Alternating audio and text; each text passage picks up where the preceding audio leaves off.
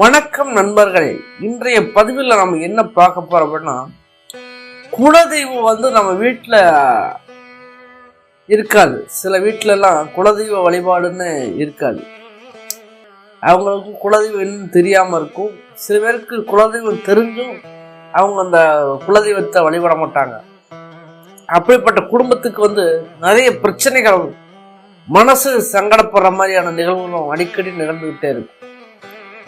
அதுக்கு ஒரு முழுமையான காரணம் என்பது, குலதெய்வத்தை நம்ம யாரும் மனதார வழிபட மாட்டோம். அதனால அந்த குலதெய்வம் நம்ம மேல கோபப்பட்டு வீட்டுக்குள்ள வராம இருக்கும். நமக்கு அந்த குலதெய்வத்தோட அருள் நமக்கு கிடைக்காம இருக்கும்.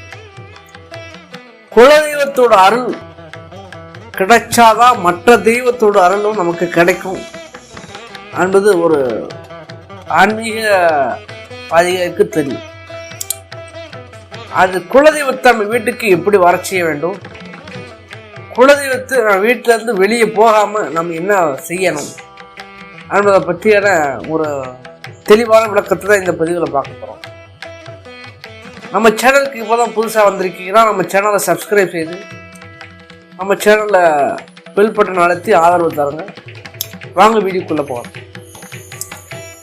தினந்தோறும் நம்மளுடைய வாழ்க்கையில சுகமா நகர்ந்து செல்ல வேண்டும் என்று ஆசைப்பட்டா, குடும்பம் ஆலமர விருது போல அடுத்தடுத்த தலைமுறையை இந்த உலகத்துக்கு விட்டு செல்ல வேண்டும் என்றால் நிச்சயமாக நமக்கு குலதெய்வத்தோட பரிபூரணமான ஆசீர்வாதம் நமக்கு தேவை. குலதெய்வ விருத்திக்கு குலதெய்வ வழிபாடு ஒன்றுதான் வழிவகுக்கும். ஆகவே உங்க குடும்பம் காலகாலத்துக்கு இந்த பூலோகத்தில் என்றால் வாழ வேண்டும் என்றால் தினம் இந்த ஒரு வழிபாட்டை நீங்க செய்து வாங்க. அது என்ன வழிபாடு என்பதை பற்றி பார்க்க முன்னாடி, குலதெய்வத்தை நம்ம வீட்டில் தங்க செய்ய என்னென்ன செய்யணும் அப்படின்னு பார்க்கணும்.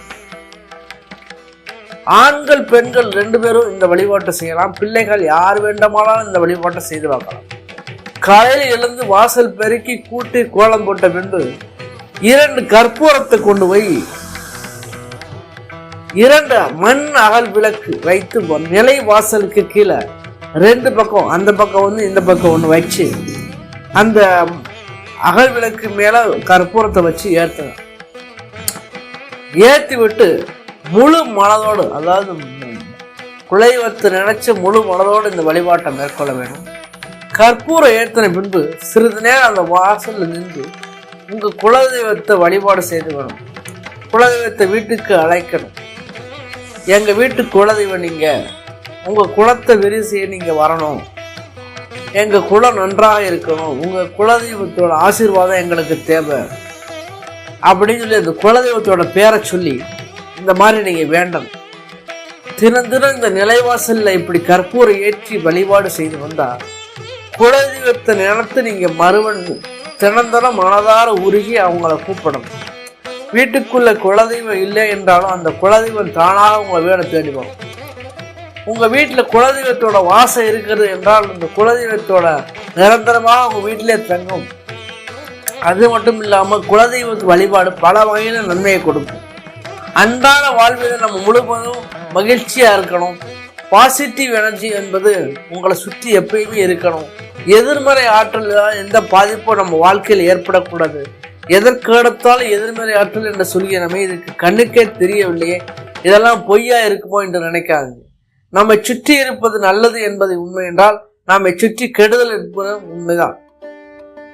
ஆகவே துரு சக்திகளிடமிருந்து நம்மை தப்பித்துக் கொள்ள துரு சக்திகளை பொடிப்பொடியாக ஆக்கி அந்த சக்திகளை அக்கினிக்கு மட்டும்தான் உண்டு. ஆகவே நீங்க காலையில் எழுந்து இந்த கற்பூரத்தை ஏற்றி வழிபாடு செய்து உங்களை நாள்தோறும் அந்த நாளை தொடங்கினால் எல்லாமே நல்லதாக நடக்கும். இதே மாதிரி தொடர்ந்து 48 நாட்கள் செய்து இந்த வழிபாடை செய்து பாருங்க. கற்பூரம் வாங்க லட்சக்கணக்கில் செலவு ஆக போறது கிடையாது. அதனால ஒரு கற்பூரத்தை 2ஆ உடைச்சு கூட சின்ன சின்ன துண்டுகளா ஏற்றி கூட இந்த வழிபாடை செய்யலாம். உங்களுக்கு நம்பிக்கை தான் இந்த இடத்துல மூலதான். அந்த நம்பிக்கையை வச்சுதான் இந்த ஆன்மீக பரிகாரத்தை நீங்க செய்து பார்க்க போறீங்க. இந்த நம்பிக்கை தான் உங்க குலதெய்வத்துக்கு வீட்டுக்கு வர்றதுக்கு முக்கியமான ஒன்று. இந்த குலதெய்வ வீட்டுக்கு வர்றதுக்கு 2ஆவதா ஒரு வழிபாடு இருக்கு. அந்த வழிபாடை பற்றி பார்க்கலாம் வாங்க. அதுக்கு ஒரு தீபத்தை ஏற்றி வழிபாடு செய்ய வேணும். அந்த தீபத்தை ஏற்றி வழிபாடு செய்யணும். அது என்னன்னு பார்க்கலாம். குலதெய்வத்து உகந்த நாள், உங்க குலதெய்வத்துக்கு உகந்த நாள் இது. அந்த நாளை தேர்வு செய்து கொள்ளுங்க. இந்த வழிபாடு செய்யும் போது காலையில் எழுந்து குளிச்சுட்டு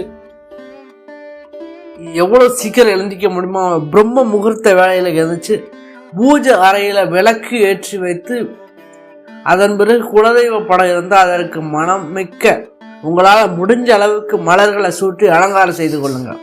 இப்போ ஒரு சிறிய மண் பானை, அதாவது மண் பானையில மண் சட்டி எடுத்து தண்ணீரை முழுவதுமாக நிரப்பி விட்டு அந்த குடுவைக்கு முன்பாக ஒரு அகல் தீபம் ஏற்றி, அதாவது அந்த தீபம் எப்படி ஏற்றனா நல்லெண்ணெய் ஊற்றி ஏற்றணும்.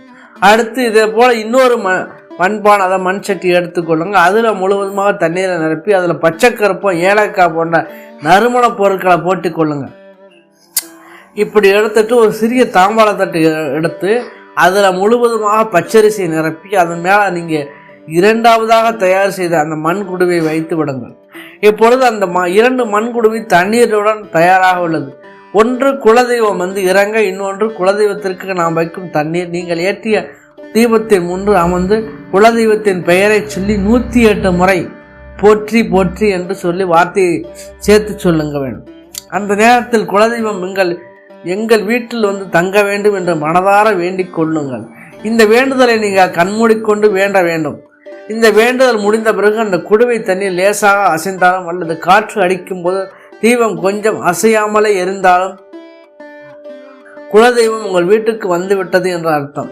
இப்படி ஏதும் நிகழவில்லை என்றால் குலதெய்வம் இன்னும் உங்கள் வீட்டுக்கு வரவில்லை என்ற அர்த்தம்.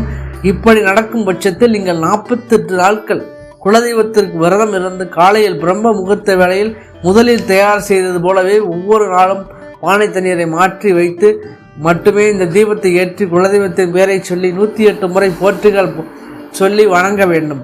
அதன் பிறகு 48வது நாள் முதல் செய்தது போல பச்சரிசி வைத்து அதன் மேலே கலச செம்பு தயார் செய்து வைத்து நீங்கள் மறுபடியும் அந்த தீபத்தை ஏற்றி வழிபாடு செய்தீங்கன்னா நிச்சயமாக உங்கள் வேண்டுதலுக்கு இணங்கி குலதெய்வம் உங்கள் வீட்டை தேடி வரும்.